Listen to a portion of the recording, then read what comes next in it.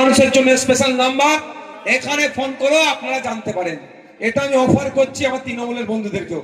Phone করলে একবারের জন্য জিজ্ঞাসা করবেন অফিস থেকে আপনি কি আইএসএফ করেন, শুধু জিজ্ঞাসা করবে আপনার ঠিকানাটা।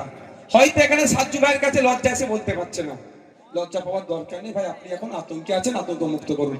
আর সাজ্জু ভাইকেও বলবো, কোন তৃণমূলের লোক যদি এসে বলে ভাই এটুকু সহযোগিতা করো, তার ছবি তুলে তারা ফেসবুকে ছাড়তে যাবেন না।